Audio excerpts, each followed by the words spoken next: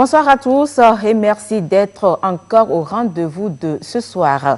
Santé d'abord parlera de la cœlioscopie. Qu'est-ce que c'est? Retenez déjà simplement que c'est une véritable révolution technologique puisqu'elle permet de réaliser la plupart des interventions de chirurgie en gynécologie. Comment se fait la cœlioscopie? Dans quel cas est-elle pratiquée? Et quels sont ses avantages ou bénéfices? Est-elle uniquement pratiquée en gynéco ou bien d'autres spécialités aussi l'utilisent? Nous allons parcourir dans cette émission quelques questions qui vont vous éclairer sur cette technique chirurgicale. Des témoignages, des interviews et des images captivantes. Vous en aurez droit tout à l'heure. Restez donc avec nous. Nous avons 1h10 de temps à passer ensemble. Merci pour votre compagnie et surtout votre fidélité sans cesse renouvelée pour l'émission Santé d'abord.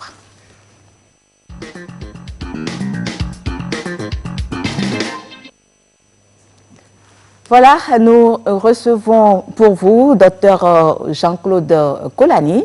Il est gynécologue obstétricien. C'est avec lui que nous animons l'émission de ce soir. Dr Kolani, bonsoir. Bonsoir Carole. Ça fait toujours plaisir de vous revoir parce que ça fait longtemps que vous n'êtes plus passé dans cette émission. Comment allez-vous? Vous allez dire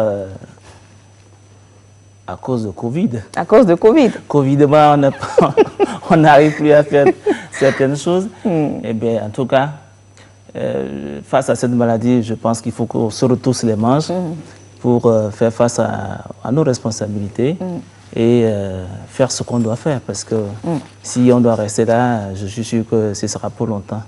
Une façon de dire aux gens encore que il me semble qu'on doit continuer par vivre avec la maladie. Et qu'il faut donc juste continuer par prendre les mesures qui s'imposent pour pouvoir vivre normalement, vivre correctement et faire ce qu'on doit faire.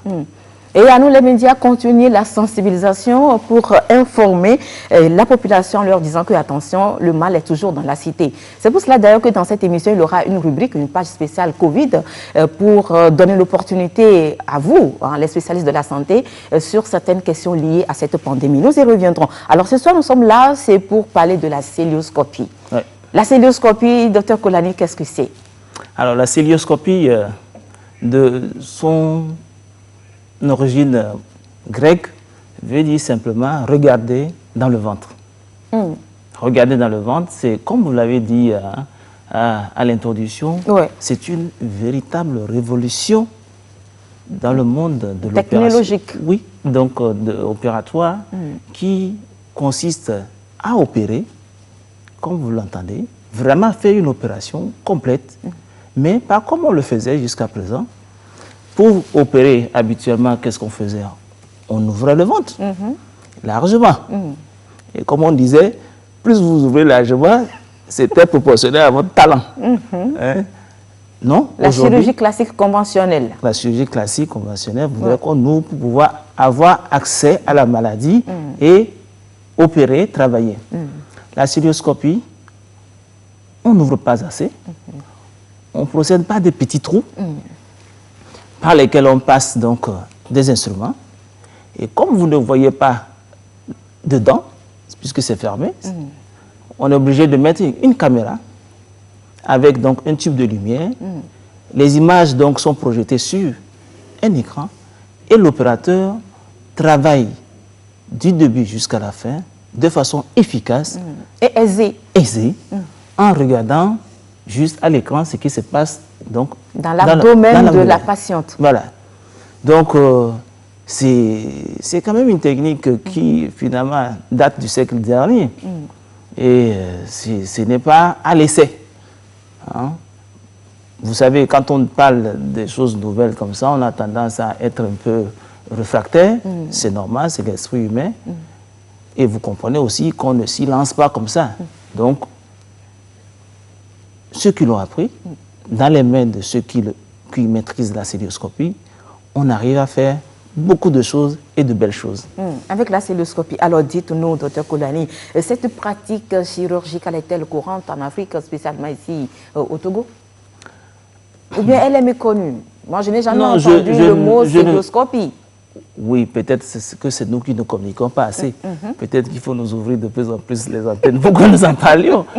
Non, mais la célioscopie, comme je l'ai dit tantôt, hein, c'est une révolution. Et c'est depuis quand même, on va dire, les grandes premières de la célioscopie en termes d'opération vraie datent des années 70. Et quelque part, la première opération, c'était en France. C'est aussi, je crois que vous faites référence ou soit à la chirurgie de la grossesse extra-utérine ou à la chirurgie comment ça s'appelle, d'une cholécystite. Mais de toute façon, et puis ne parlons pas de ça, sinon il y a de vraies querelles de qui a fait quoi en premier. Ce n'est pas vraiment ça qui nous intéresse aujourd'hui. Ouais. Mais si on veut considérer ce qui est en rapport avec la gynécologie, on va dire la vraie opération faite par célioscopie date des années 1973 et c'était une opération d'une grossesse extra-utérine. C'est ça. C'est donc une réalité depuis la nuit des temps. Et aujourd'hui, elle s'impose.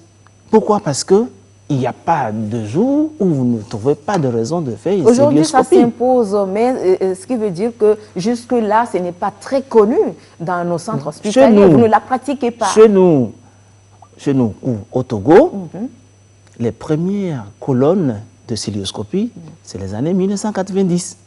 C'est une réalité. La célioscopie existe au Togo. Comme je vous dis, peut-être qu'on n'en parle pas assez, mais tous les jours, pour une clinique comme la clinique Biassa, qui dispose donc d'un plateau technique de on ne célioscopie. fait pas de la publicité, hein, Dr Kolani. Vous savez, déontologiquement, nous, on ne fait pas de la pub.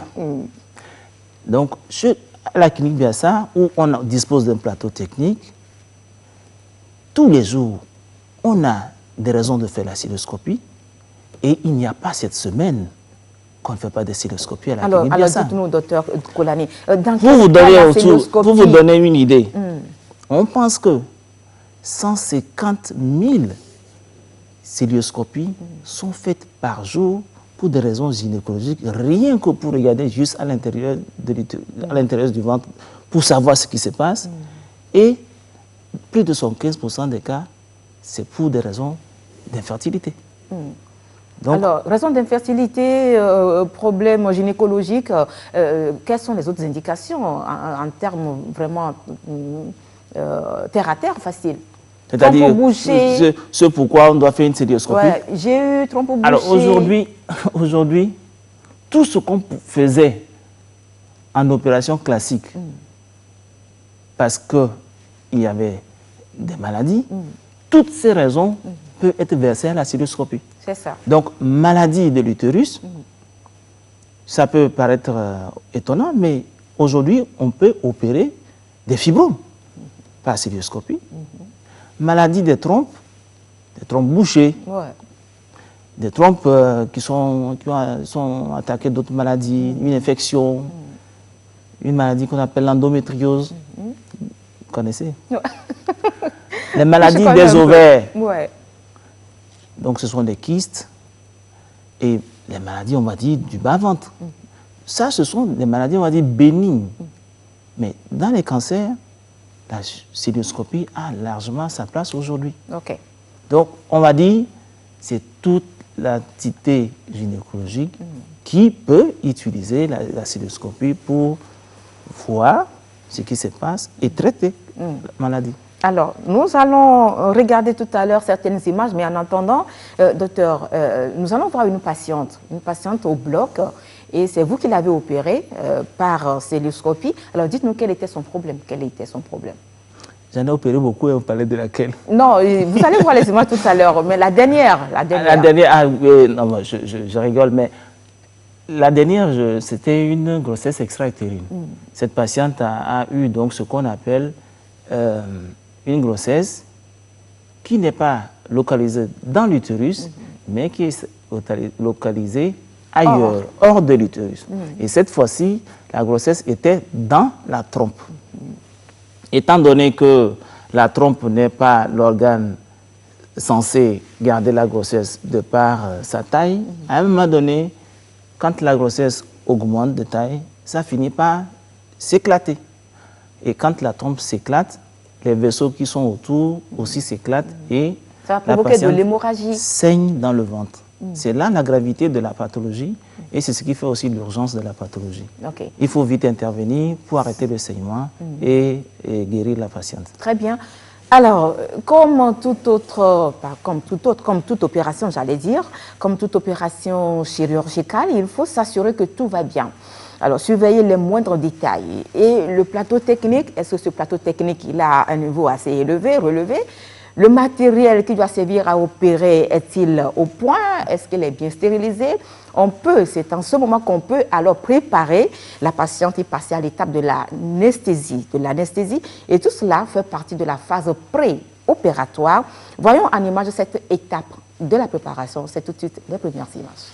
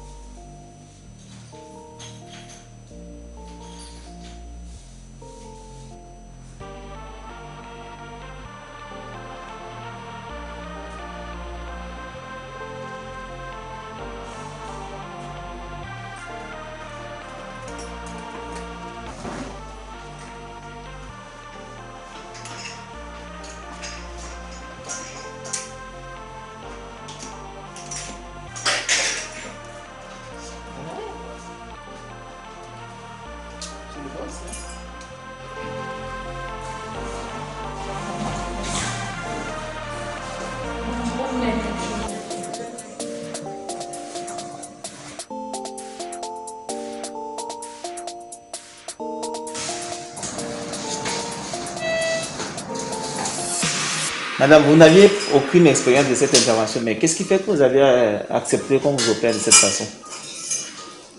C'est pour pouvoir être, on va dire, opérationnel assez rapidement après l'opération. Donc vous avez compris que cette intervention vous permettra de recouvrer vite votre liberté d'action, c'est ça? Exactement, c'est ça. Sans être indiscret, vous faites quoi comme travail? Je suis architecte. Ah oui, hein, vous comprenez. Donc, j'ai besoin d'être active assez vite. Ok. C'est vrai que cette intervention, par rapport au fait que si on vous opérait en ouvrant totalement le ventre, vous aurez des difficultés à vite vous rétablir. Si on vous ouvrait le ventre, on va dire que la plaie va se cicatriser au bout de 10 jours, mais avec ça, on va vous le montrer tout à l'heure ou à la fin de votre intervention, il n'y aura que des tout petits trous sur le ventre, ce qui fait que finalement, déjà demain, on peut imaginer que vous sortiez de la clinique. Okay. C'est bien, mais écoutez, on vous souhaite quoi? Bon rétablissement, bonne intervention et à bientôt.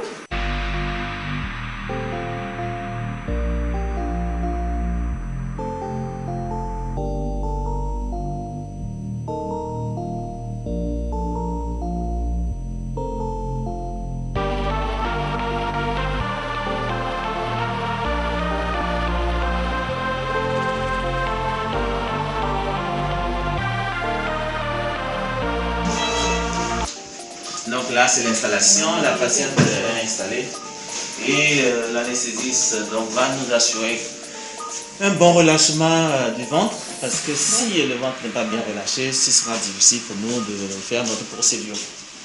Donc l'opération se passera ici.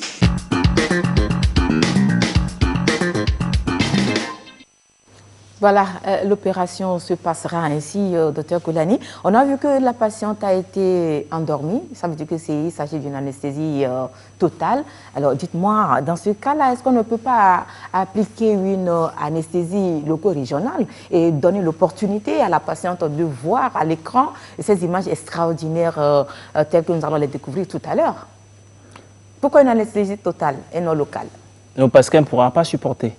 En réalité, l'anesthésie, on va dire, locale ou loco-régionale a été essayée au début de la cilioscopie, mais étant donné que ce qui n'a pas été dit en réalité, c'est que pour opérer, il faut que les organes soient écartés des uns des autres. Il faut créer un vide dans le ventre qui permet donc de la mobilité des instruments. Il faut faire gonfler le ventre. Ce qui fait qu'on met du gaz pour gonfler le ventre. Du gaz carbonique? c'est du gaz carbonique. Ce gaz est parfaitement toléré par l'organisme, ça ne pose aucun problème. Donc, ce gaz va distendre le ventre et l'anesthésie locale ne pourra pas, on va dire, éviter la sensation douloureuse à la patiente. Donc, ce qui fait que c'est l'anesthésie générale qui est indiquée. C'est vrai que ce soir, c'est moi qui pose des questions. Vous devez me regarder, mais de temps en temps, vous regardez votre caméra parce que vous vous adressez là aux téléspectateurs. Est-ce qu'on est d'accord, Dr Kolari? Je vais apprendre. Il faut apprendre. Alors, dites-nous, quelles sont les autres spécialités, à part la gynécologie, qui utilisent également cette pratique chirurgicale qu'est la cœlioscopie? Je suis toujours content de dire que tout a commencé en gynécologie. Mais aujourd'hui, toutes les spécialités sont investies par la cœlioscopie. Si on va dire de la tête jusqu'aux pieds, on fait de la cœlioscopie, on fait de la chirurgie endoscopique. On va dire ça comme ça. On fait de la chirurgie endoscopique pour les neurochirurgiens, donc quand il s'agit de tumeurs, pour les ophtalmologues. Hein? En ophtalmologie, on fait de la chirurgie viscérale. Oui, la chirurgie viscérale, donc on opère les appendicites, on opère les cholécystites, on opère les cancers digestifs, et pour les ORL, donc en neurologie, oui, en neurologie. Donc, on va dire aujourd'hui, globalement, aucune spécialité n'est exclue. Alors, est-ce que les conditions pour réaliser la cœlioscopie sont les mêmes que lorsqu'il s'agit de la chirurgie classique ou bien conventionnelle? Autrement dit, est-ce que la cœlioscopie va changer le principe de l'intervention, en fait? Alors, quand on considère la cœlioscopie, la tendance est de penser que c'est, on va dire, une chirurgie nouvelle. Non, il faut la considérer comme étant une technique chirurgicale. C'est-à-dire que c'est une variante d'opération. Donc, les règles de la chirurgie traditionnelle restent. Avant d'opérer, vous avez très bien parlé tout à l'heure en disant les conditions donc de préparation du patient. Donc, on doit s'assurer que la patiente, ou le patient, j'aime dire souvent la patiente, vous comprenez pourquoi? C'est la gynéco, c'est les femmes. Donc, oui, et il faut s'assurer donc que le patient soit capable de supporter l'intervention. Il faut s'assurer que l'anesthésie va se passer dans de bonnes conditions. Après, l'opération se déroule dans un bloc chirurgical, avec toutes les mesures d'asepsie. Vous avez vu sur les images, là, on s'habille comme on devait faire de la chirurgie à ventre ouvert. Et après, seulement que c'est au moment de faire la technique que nous utilisons ce qu'il faut utiliser. Il faut donc disposer le matériel qu'il faut. Il faut disposer donc de la colonne, mais il faut apprendre la technique. On dit qu'une technique n'a de valeur que dans des mains entraînées. C'est un peu comme on dit le football c'est bien, le football est bien, mais le football est encore bien quand c'est Messi qui joue. Hein. Donc il faut maîtriser la technique, c'est là que la technique prend toute sa valeur. Alors, est-ce qu'avec la cœlioscopie, il y a moins de complications? Les détracteurs de la cœlioscopie voudraient que ce soit l'inverse, c'est-à-dire qu'ils aiment dire qu'en cœlioscopie, apparemment, il y a plus de complications. Non, c'est vrai qu'on utilise beaucoup de choses, le gaz qui peut avoir des complications. On utilise des instruments qui peuvent aussi donner des complications. On utilise du courant, mais le courant aussi est utilisé en chirurgie traditionnelle, conventionnelle. Et finalement, vous vous en doutez, des études ont été faites pour dédouaner un peu la cœlioscopie et en considérant sur 10 ans, une étude a montré, en considérant sur 10 ans ce qui peut advenir des complications entre une chirurgie sur ventre ouvert et une chirurgie par laparoscopie. Laparoscopie aussi, c'est un autre nom de cœlioscopie. On s'est rendu compte que il y a plus de complications sur ventre ouvert que sur cœlioscopie quand il s'agit par exemple des lésions des intestins. Donc il n'y a pas de raison de craindre plus de complications avec la cœlioscopie. Encore une fois, lorsque c'est fait comme l'autre le dit, pas des experts. Lorsque ça se fait dans les règles de l'art, je crois qu'il y a moins de complications. Alors, technique innovante, même si elle a été inventée dans les années 1970, alors technique innovante, la celluloscopie doit avoir un coût forcément. Un coût qui doit dépasser la bourse du Togolais moyen, puisque vous avez fait allusion à votre clinique. Alors, dites-nous, le coût de la celluloscopie. Dit comme ça, on va dire tout de suite, ouais, la celluloscopie est chère. Mais il faut plutôt considérer que quand on fait la celluloscopie, c'est parce que le patient doit être opéré. Donc, il s'agit en fait de voir si on opérait ce patient par la chirurgie classique, conventionnelle, ce que ça coûterait, et de comparer à la celluloscopie et le coût. Et vite fait, on a envie de dire, ouais, la celluloscopie, ça coûte cher parce que c'est une technique et puis ça a donc un coût. Et puis oui, mais la qualité aussi a un coût. La qualité a un coût.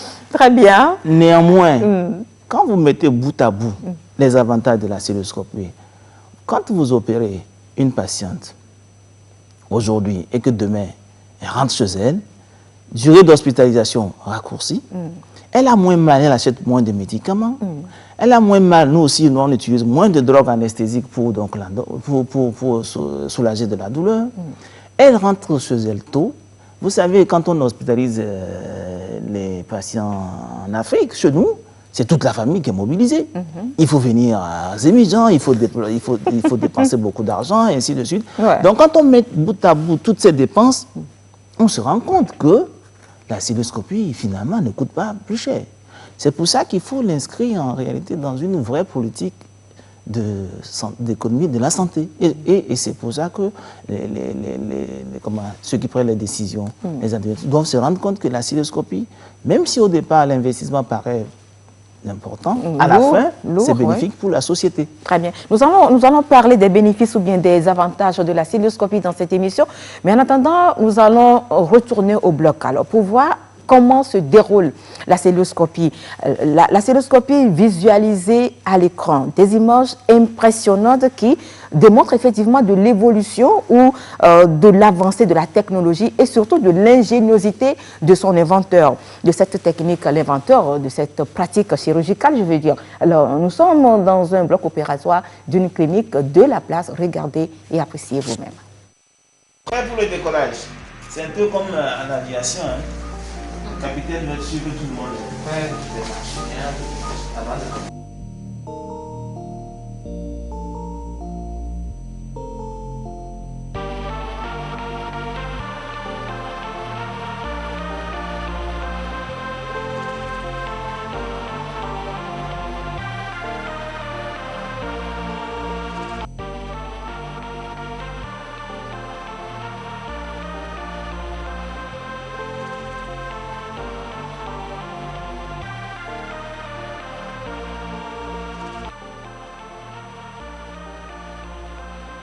ça particulièrement parce que donc là une vidéo qui est ici prête.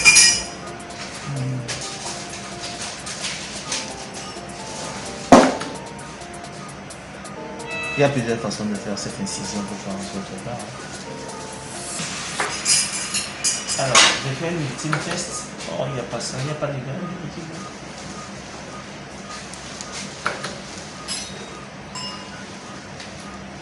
Alors, au bout de l'aiguille, s'il y a du vide, ce sera donc le gaz. Et je vais pouvoir avoir du gaz qui revient dans ma cellule. C'est toujours un élément de sécurité. A priori, ça devrait aller. Donc, maintenant que le ventre est descendu, je peux faire entrer mon trocard. Ok. En s'orientant vers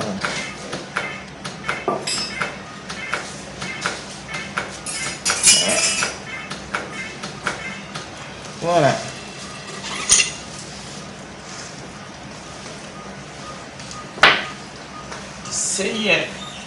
C'est dedans. On y est. Qu'est-ce qu'on remarque? C'est du sang.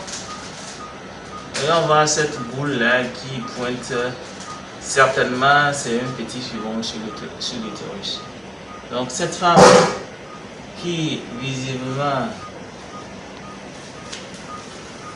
était en bonne santé, qui n'avait que cette petite douleur, ça c'est le foie. Okay. Ah, du sang un peu éparpillé un peu partout dans le ventre et beaucoup plus au bas. Hein? Ça c'est dans le pelvis, c'est pas bon. Donc voilà, donc, la première étape, on va dire, capitale donc, de l'examen, parce que sans présentement on ne peut rien. On a réussi cette première étape sans problème. Maintenant, on a vu, on a confirmé que cette femme a du sang.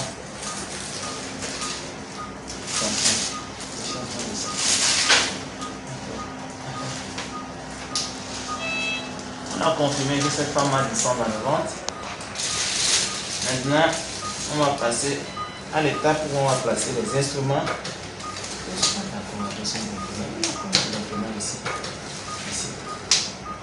Et c'est actionné par Madame en bas. Laisse bien la main. Recule, recule. C'est parce que c'est passé. Ok. Voilà. Laisse bien, laisse bien. Voilà. On procède déjà à l'aspiration. Apparemment, attention. C'est curieux, cette structure-là peut ressembler à la grossesse. C'est possible que ce soit ça. Donc, là, on est en train d'aspirer. Alors, donc ça, c'est l'utérus. Et le petit fibrome qui est là. Et ça, ce sont les intestins. Hein? Là, c'est la graisse intestinale. Ok. Baisse bien la main, si tu n'arrives pas. L'utérus c'est un peu gros. Hein? Maintenant, on a fini d'aspirer. On va s'aider d'un basculement de la tête. Voilà. Tout de suite. Après, parce que...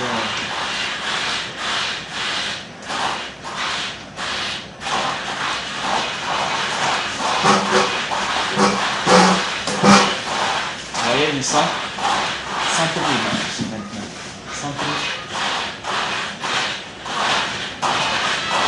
Centre ton action. Centre ton action.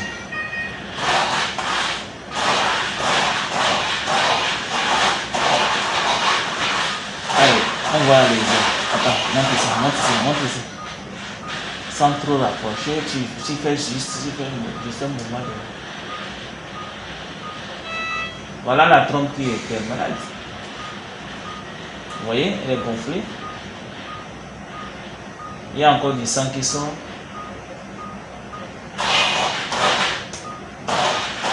Voilà.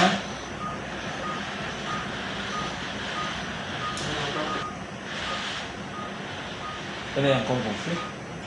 Bon, écoute, tu vas nettoyer.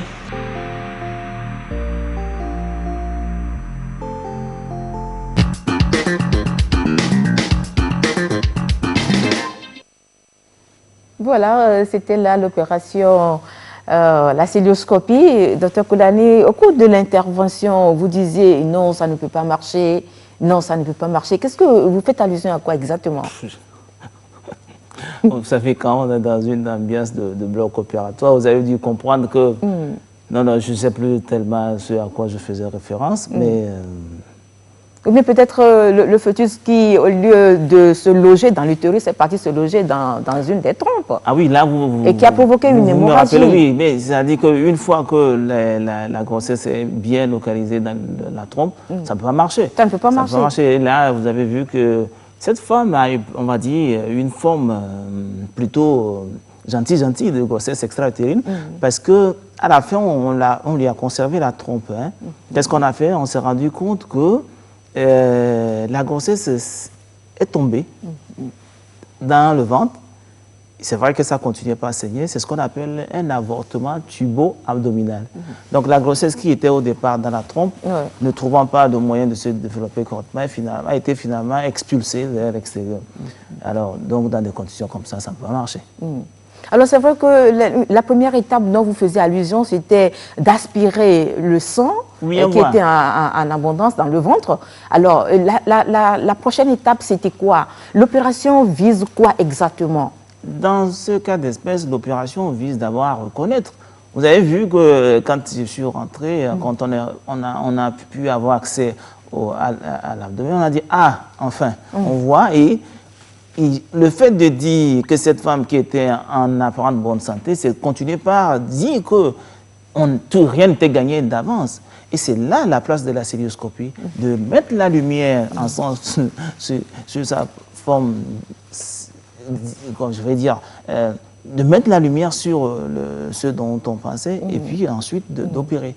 Donc ici, ça nous a permis de dire oui, nos suspicions, nos doutes trouvent un éclairage. Nous sommes vraiment en présence d'une femme qui est en train de saigner dans le ventre. Ensuite, après avoir aspiré, on voit mieux. Avant, je ne savais pas de quel côté se localisait la grossesse extra-utérine. C'est après que je me suis rendu compte donc, que c'était à droite. Et après, d'évaluer la situation, de savoir, cette trompe-là, je la garde ou je l'enlève. Et je me rends compte que cette trompe était plutôt à garder. Dans d'autres cas, où on se retrouve avec une trompe qui est totalement éclatée, qui continue de saigner pendant que vous y êtes, vous êtes obligé parfois donc, de faire l'ablation ou l'enlèvement de la trompe complètement. Très bien.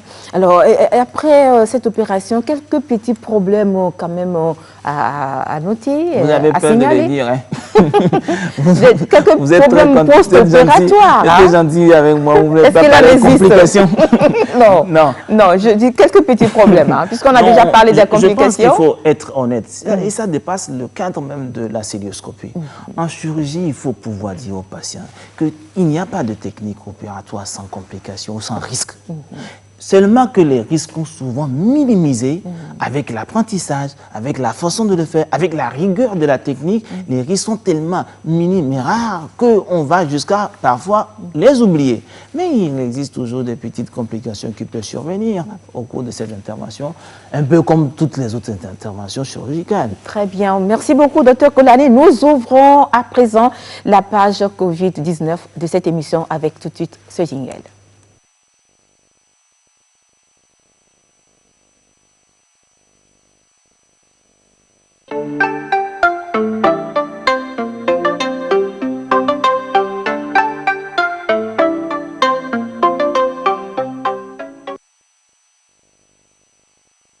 Comment on le disait tout à l'heure en début de cette émission, que la pandémie au nouveau coronavirus existe toujours et donc nous devons continuer et multiplier la sensibilisation à l'endroit de la population. Et dans cette rubrique, nous allons suivre tout à l'heure deux spécialistes de la santé, notamment Dr Agbobli et Dr Agbetiafan, qui ont répondu à certaines de nos questions liées justement à la pandémie du nouveau coronavirus. Des questions comme comment doit-on porter le masque?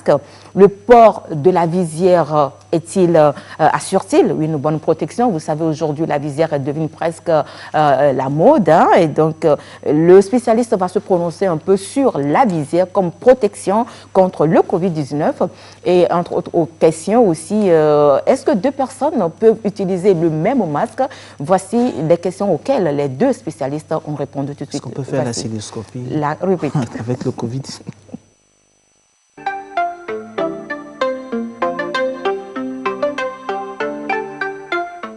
Je n'ai pas envie d'enlever ce que j'ai porté, mais je le décris tout simplement. Je préfère appeler le masque un cache-nez. Quiconque prendra un objet pour cacher le nez, ça suppose également que la bouche est cachée. Donc le masque doit se porter de façon à couvrir et le nez et la bouche. L'idée étant que chacun retienne ce qu'il a comme projection pendant qu'il parle, et ça prévient également d'être en contact de projection de celui que j'ai en face.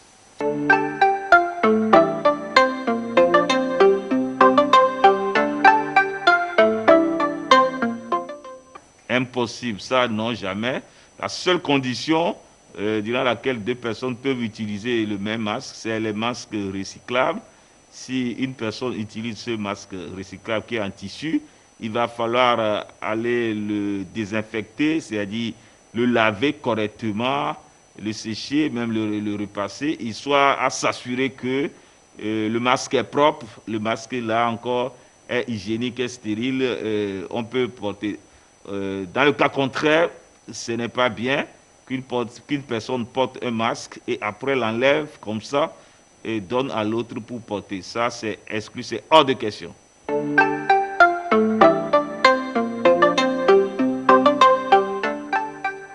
La visière seule, non, parce que la visière a quand même des espaces découverts. Quand vous voyez les côtés latéraux de la visière, vous pouvez être facilement contaminé parce que quand les postillons sortent, les postillons suivent le sens du vent.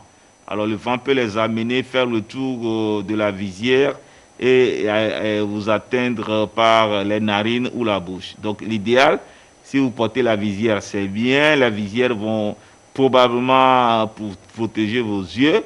Mais en plus de la visière, il va falloir au préalable porter le masque. Plus la visière, c'est encore mieux.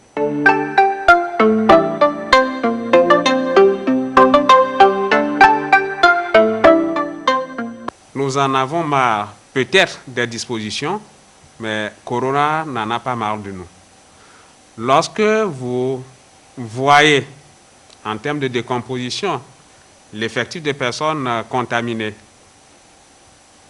les décès, la représentation, c'est dans toutes les couches, toutes les tranches d'âge, toutes les catégories socio-professionnelles, tous les rangs sociaux. Ça veut dire que nous n'avons pas du tout intérêt à baisser la garde. L'autre élément important, mais parmi les décédés, on croyait au début que c'est les sujets qui ont, en dehors de Covid, d'autres maladies qu'on va appeler comorbidités, qui font les formes graves. Mais non. On a dans ce lot des sujets qui n'ont aucun facteur de risque associé, aucune autre comorbidité, qui ont fait la forme grave et qui en sont décédés. Covid est dans la cité, Covid c'est une maladie grave, nous pouvons nous en prémunir. La prise en charge qui est efficace, nos techniciens de la santé que je salue au passage, ils se battent. On a un fort taux de guérison, mais il vaudrait mieux ne pas du tout être infecté plutôt que d'attendre être infecté et de compter sur qui que ce soit.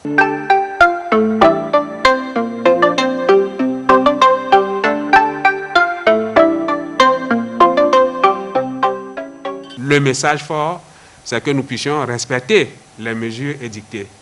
Le port obligatoire est correct de bavette, je préfère l'appeler de cache-nez, le lavage régulier des mains à l'eau et au savon, et si on a de la solution hydroalcoolique, on peut passer après ce lavage. Le respect de la distanciation sociale. Heureusement, aujourd'hui, on voit de moins en moins, ou de façon extraordinaire, de voir quelqu'un qui tend encore la main à son frère. On ne se serre pas la main, on peut se saluer sans se serrer la main. Au niveau des églises ou au niveau des lieux de culte, il y a des dispositions qui ont été prises. C'est recommandé d'éviter tous les endroits où il y a attroupement. Les lieux de culte sont des endroits où on ne peut pas éviter l'attroupement, mais la réglementation actuellement est telle que on réduit le nombre de personnes qui doivent à la fois suivre les cultes. Donc on a conseillé, recommandé de fractionner.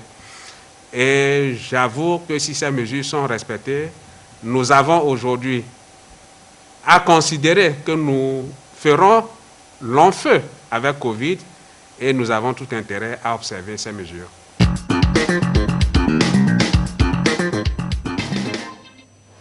Voilà, nous remercions les docteurs Agbobli, Yawa Pelete et Agbetiafa Kofi Ebenezer pour leurs réponses. Voici à présent la situation de la pandémie au nouveau coronavirus chez nous au Togo à la date d'hier, lundi 17 août. Le nombre de cas confirmés est de 1154 avec 7 nouveaux cas. Le nombre de personnes guéries est de 858 avec 15 nouveaux guéris depuis dimanche à hier lundi. Et le nombre de cas actifs est de 269 et le nombre de décès est de malheureusement 27. Docteur Koulani, avez-vous aussi constaté que certaines personnes ne prennent pas au sérieux le respect des gestes mesures dans cette lutte contre le Covid-19? Je ne voudrais pas dire ne prennent pas au sérieux, mais aujourd'hui, c'est une certaine lassitude qui gagne. Effectivement. Qui gagne tout le monde.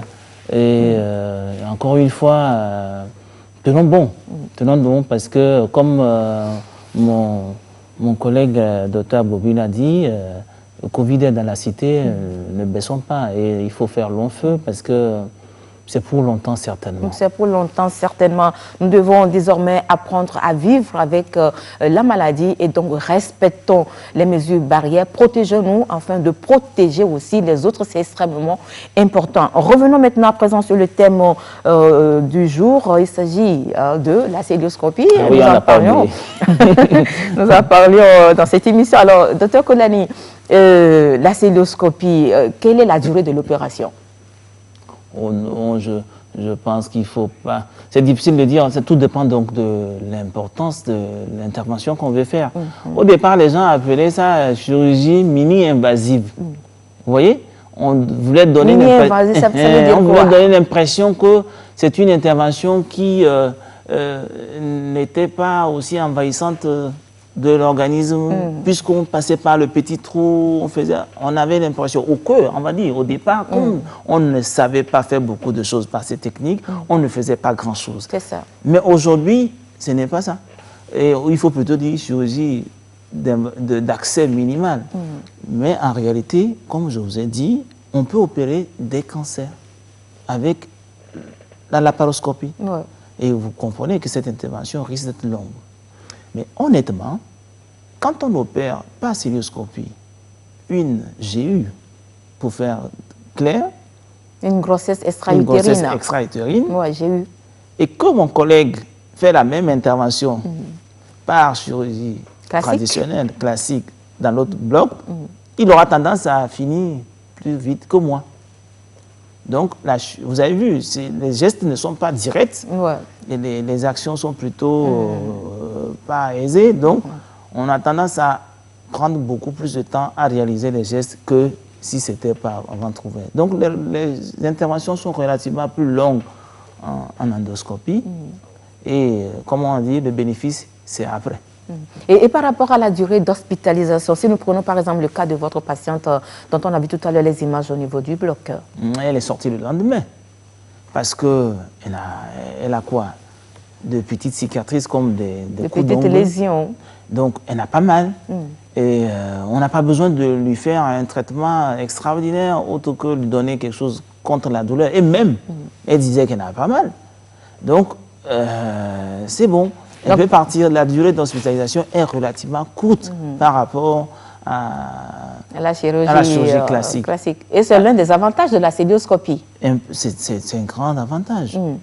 Parce qu'on dépense moins en restant moins à l'hôpital. C'est ça. On reprend vite les activités. On peut retravailler. Et si vous êtes une personne qui est, on va dire, la source financière, donc vous voyez, c'est important que vous retournez au boulot pour pouvoir reprendre vos activités. Voilà. Alors, pourquoi, docteur Koulani l'a dit, pourquoi a-t-on eu l'idée de mettre au point une telle technique chirurgicale? Peut-être à cause des avantages que cela comporte, bien évidemment. La célioscopie, il y a moins de risques de complications, durée d'hospitalisation moins importante, sans oublier le côté esthétique. Alors, voici l'histoire de la célioscopie et les différents avantages ou bénéfices tels que nous le raconte, docteur Paja, il est urologue.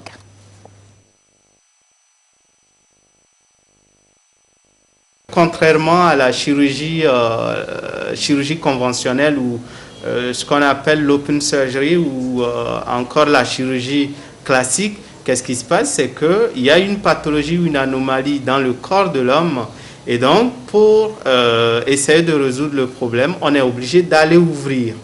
Maintenant, la cœlioscopie fait quoi? Alors que quand on ouvre, généralement, c'est que déjà, c'est une grande plaie. On coupe, on traverse pratiquement toute la paroi, c'est les muscles qu'on coupe, c'est tout qu'on coupe. Après, il y a un temps important pour la cicatrisation. Le patient est hospitalisé sur une longue durée en attendant qu'il puisse récupérer. Et vous osez bien imaginer que quand on vous coupe, on ouvre, on incise, c'est que ça fait très mal. D'accord? Donc c'est tout cela qu'on essaie un peu d'éviter et on a un peu inventé la cœlioscopie. Donc l'histoire de la cœlioscopie, c'est quelque chose qui a débuté dans les années 40. C'est un gynécologue en fait qui a commencé à pratiquer cela. Donc, il a eu l'idée de faire un petit trou au niveau de l'ombilic d'une patiente et d'aller observer. Le fameux gynécologue, c'est M. Raoul Palmer. La toute première vraie intervention faite par cœlioscopie, c'était, voilà, je pense, dans les années 1979. D'accord? Et c'était en France. Et donc, c'était aussi des gynécologues qui avaient pu faire toute une intervention de A à Z sans ouvrir totalement la patiente. Les trois principaux intérêts, c'est côté esthétique, une bonne récupération et puis un temps d'hospitalisation qui est assez moindre et quelques complications qui sont un peu réduites par rapport comparativement à la chirurgie ouverte. Le patient a souvent moins mal après l'opération parce que là, quand on ouvre, il faut bien écarter, et après le patient, il souffre de douleur. Il faut un long temps de récupération.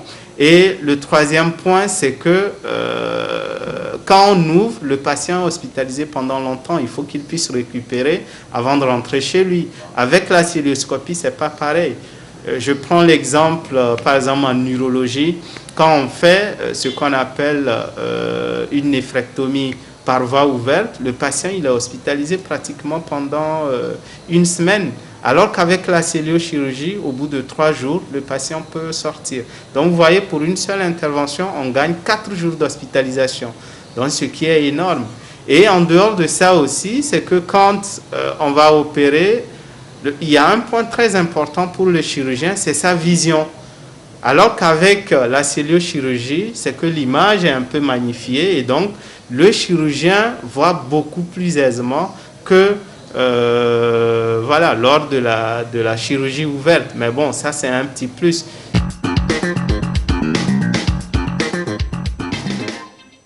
Voilà, merci beaucoup, docteur Padja. Docteur Koulani, docteur Padja, tout à l'heure, en parlant des différents avantages de la cœlioscopie, il a sans doute oublié de mentionner le risque infectieux. Parce que lorsqu'il n'y a pas de plaie, il n'y aura pas aussi des risques liés aux infections. Est-ce que j'ai menti? Oui, en cœlioscopie ou en laparoscopie, il y a effectivement moins de risques infectieux post-opératoires. Et ceci ne s'explique pas, comme vous l'avez dit, le fait qu'on opère en vase clos, le fait qu'il y a une hyperpression, les gemmes sont, on va dire, pas capables de rentrer dans le ventre. Et puis, l'utilisation même du CO2 crée un milieu, le gaz carbonique, l'acidité et tout, qui favorise, on va dire, protection du ventre, donc du début de l'intervention jusqu'à la fin et bien après. Très bien. Alors, est-ce que l'ASGOT, c'est la Société des gynécologues obstétriciens du Togo, dont vous faites partie probablement, alors, docteur Koulani? Sans doute. Sans doute. Est-ce que l'ASGOT envisagerait par hasard de faire la promotion de cette technique chirurgicale ici chez nous au Togo, au détriment de la chirurgie classique ou non, pas au détriment. Vous savez, l'endoscopie, c'est... Vous ne souhaiterez plus ouvrir le ventre de la femme, je suppose. Mais attention, il reste quand même que, pour certaines interventions, c'est la chirurgie traditionnelle. Il ne faut pas donner l'impression aujourd'hui qu'on ne fera on va effacer la chirurgie traditionnelle. Non, il restera toujours des indications qui, certainement, de jour en jour vont devenir... On fait rappel à cette chirurgie classique. Mais elle existera toujours. La SGOT fait déjà beaucoup de choses. Notre dernier congrès a été consacré pratiquement à l'endoscopie. Et parce qu'effectivement, on s'est rendu compte qu'on est en retard. On est en retard dans la pratique. Mais est-ce que c'est aussi que seulement l'affaire de la SGOT, ou bien, vu les avantages, les décideurs doivent se saisir de cette politique, ou les enseignants, l'université. Aujourd'hui, on a comme l'impression qu'il faut aller ailleurs pour apprendre la technique. Il faut arrêter donc ce que nous apprenons, c'est-à-dire que quand vous êtes en spécialisation de gynécologie, ici, vous êtes obligé à un moment donné d'aller apprendre ailleurs la célioscopie. Une remise à niveau. Non, la célioscopie devait être intégrée à la formation. Un peu comme si vous apprenez à faire un césarienne. On ne doit pas arrêter la formation de gynécologie ici ou d'obstétrique ici, aller apprendre la césarienne. Non, c'est une technique. Donc, en fait, c'est une politique globale qu'il faut avoir vis-à-vis de cette, on va dire, relative nouvelle technique, on a dit il y a longtemps déjà, en faisant en sorte que l'université, les départements d'enseignement, comme on l'a dit, toutes les spécialités s'intéressent, mettre les programmes à jour en introduisant la célioscopie dans la formation. Et je pense que ça va prendre. Comme de la mayonnaise. Alors, dernier sujet de cette émission, elle souffrait des problèmes de l'infertilité depuis plus de 5 ans, ou bien 7 ans. Finalement, sur les conseils du médecin gynécologue, elle a accepté de se soumettre à la célioscopie. Son problème a été donc diagnostiqué et traité grâce à cette technique chirurgicale. A-t-elle eu finalement la chance de concevoir et goûter à la joie d'être appelée maman aujourd'hui? Nous allons écouter le témoignage de Madame C qui a accepté nous parler au micro de Santé d'abord. Mon histoire est poignante. En fait, je vivais en couple heureux. Et mon mari et moi, on attendait toujours le fruit de notre amour qu'on ne voyait pas. Donc, mon infertilité a duré 7 ans. On a fait tout ce qu'on pouvait faire pour avoir un enfant, mais on n'est jamais parvenu. Et donc, on s'est résolu d'aller voir les gynécologues. Et c'est là où on m'a proposé de faire une célioscopie. C'était la première fois d'entendre ce mot et je me disais comment ça va se faire. Le médecin, le gynécologue m'a rassuré que non, que c'était un examen qui se passe bien, qu'il ne va pas m'opérer. J'étais toujours inquiète, mais le jour de l'opération, ça a été une belle surprise. Et ils ont pris de leur machine là et posé sur mon ventre. Et ils ont visualisé ce qu'ils devaient visualiser sur un écran. Ils voyaient ce qu'ils vont voir. Et c'est ce qui fut fait. Et après, je me suis retrouvée en salle de repos où j'ai géré les séquelles de l'anesthésie, les vomissements, la nausée, la fatigue. Après juste 6 mois, c'était la belle surprise pour la famille, surtout pour la belle famille. Je suis tombée enceinte. Et mon mari m'a vraiment soutenue. Et au bout des 9 mois, je me suis vue mère de 2 jumelles. Le gynécologue avait vu mon problème, c'est que mes trompes étaient bouchées. C'est une technique qui marche bien. J'en suis l'une des bénéficiaires. Et je voudrais rassurer toute femme qui soit dans le cas, ça peut être trompe bouchée ou autre problème. C'est une nouvelle technique qui ne fait pas mal. On visualise juste votre abdomen, on ne vous déchire pas le ventre. Et on vous traite. Quand on voit votre problème, on situe vraiment votre problème. On va vous traiter et vous allez être heureuse comme moi. Donc après 2-3 jours, j'ai juste eu quelques mots de bas-ventre. Mais c'était passager, ça n'a pas duré. Et c'était ça. Sinon, je n'ai pas eu de problème en tant que tel.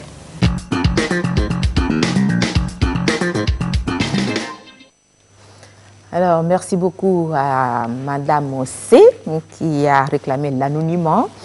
C'est pour cela qu'elle n'a pas accepté faire ce témoignage à visage découvert. Vous devez la comprendre, ça fait partie de son intimité. Alors, Dr Koulani, elle a évoqué dans son témoignage les effets secondaires liés à l'anesthésie.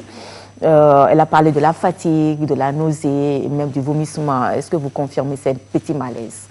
Oui, ça peut arriver. Il y a des médicaments qu'on utilise soit pour endormir ou pour lutter contre la douleur qui entraîne la nausée et les vomissements. Ça peut arriver. Ok. Elle a parlé, son problème c'était les trompes bouchées. Alors, trompes bouchées, est-ce que la célioscopie, dans ce cas, a joué le rôle de diagnostic ou bien le rôle de thérapie? Ou bien les deux à la fois? Les deux à la fois. Aujourd'hui, on parle beaucoup plus, on dit célioscopie tout court parce que bien souvent, on regarde mais on agit. C'est ça. Et en ce qui concerne les trompes, c'est souvent ça. Hein. On va voir exactement ce qui se passe parce qu'on a des images avant, d'échographie, de radio de trompe qui ne sont pas des images très convaincantes. Donc on se dit, mais du moment où on n'a que des images d'une réalité qu'on ne maîtrise pas, allons voir ce qu'il en est. Et une fois dans le ventre, quand on voit, on agit. C'est comme les Anglais disent, tu dis see and treat. On regarde et on agit. Et certainement qu'on a dû rouvrir les trompes qui étaient bouchées. Voilà, la communication de la trompe avec les ovules. Et donc voilà, vite fait, la grossesse peut arriver. Voilà, c'était le cas effectivement, mais elle a également parlé d'un problème qu'elle a eu, un problème post-opératoire, quand elle faisait, quand elle a fait allusion tout à l'heure des maux au niveau de son bas-ventre, mais heureusement que ce sont des douleurs passagères, voilà. C'est tout à fait normal. Vous savez, nous mobilisons beaucoup les organes pour pouvoir bien voir. Et comme vous avez vu dans notre reportage, il y a une personne qui est en bas qui essaie donc de mobiliser. Ces mobilisations peuvent laisser des petites douleurs, mais aussi la cicatrice, la plaie opératoire peut faire mal. Donc, mais encore une fois, ça n'a d'aucune commune mesure avec une douleur d'une opération avec le ventre complètement ouvert. Ok, voilà, mesdames et messieurs, nous sommes pratiquement arrivés à la fin de cette émission. Nous allons demander au Dr Kolani de conclure cette émission. Quelle sera votre conclusion, Dr Kolani, par rapport à ce thème, la célioscopie? Je voudrais d'abord vous remercier d'avoir mis la lumière sur cette pratique chirurgicale qui, finalement, n'est pas aussi nouvelle que ça.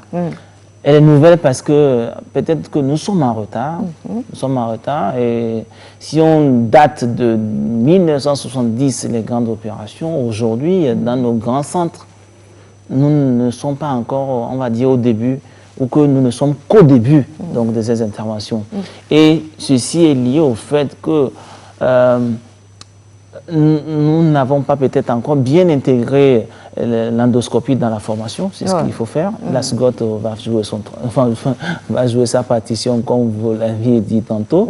Mais les universitaires, les ministères de santé et le gouvernement, on va dire, vu que c'est une vraie révolution sociale et économique, vu que ça permet de gagner beaucoup d'argent finalement, et on pourrait donc permettre que la célioscopie s'installe aussi chez nous. Ailleurs, c'est clair que la célioscopie, c'est la chirurgie de demain. Pour s'en rendre compte. C'est la chirurgie de demain, effectivement. Pour s'en rendre compte. Le monde évolue. Il suffit de demander à votre fille, aujourd'hui, vous lui faites le topo de opérer, ventre fermé, opérer. Elle vous dira tout de suite, je choisis. Le choix sera clair. Donc, c'est la chirurgie de demain. Il faut s'y mettre. Et comme j'aime dire à mes jeunes collègues, si vous ne faites pas la célio vous fera. C'est-à-dire que si vous n'allez pas vers la célioscopie aujourd'hui, demain vous aurez des patients qui viennent d'autres médecins qui ont fait la célioscopie. Il va falloir que vous compreniez ce qui s'est passé. Il va falloir que vous puissiez aller dans la même dynamique, sinon la patiente va dire non, je ne veux plus de ça. Sur les événements. Donc ce sont les patientes qui vont nous l'imposer. C'est un peu comme l'échographie. En 1980, qui faisait l'écho. Aujourd'hui, les patients, quand ils arrivent dans nos cabinets, ils disent « Je veux qu'on me fasse une échographie ». Elle n'attend pas que vous lui demandez. Donc, ce sera ainsi et il va falloir qu'on s'y mette. La célioscopie, chirurgie de demain, docteur Kolani a été assez clair. Alors, un mot sur le Covid-19. Quel est votre message par rapport à cette pandémie et à la lutte que nous menons ici au Togo? Ne nous lassons pas. Continuons les mesures qui sont données et c'est sûr que ça va encore prendre du temps. Prenons donc à bras le corps toutes les mesures qu'on nous recommande donc de respecter pour que, on va dire, vive la nation. Parce que aujourd'hui, docteur Agobli l'a dit, c'est tout le monde qui peut passer. Voilà. Donc, disons, le Covid ne passera pas par moi. Merci beaucoup. Le Covid ne passera pas par moi. C'est un message fort. Voilà, mesdames et messieurs, c'est fini. C'est fini pour l'émission Santé d'abord de ce mardi 18 août 2020. Merci beaucoup pour votre attention. Nous étions avec le docteur Jean-Claude Kapouin-Kolani. Il est gynécologue obstétricien à la clinique Biassa. Il nous a beaucoup éclairé ce soir sur la célioscopie, cette technique chirurgicale qui est une innovation, il faut le dire, une révolution d'ailleurs, qui consiste à aller opérer sans avoir à ouvrir le ventre de la patiente ou du patient. Une grande innovation, vraiment, qu'il faut applaudir, même si, comme il le dit, ça existait depuis, mais nous sommes en retard pour en parler. Merci beaucoup à toute l'équipe de la réalisation, avec à la tête M. Kati.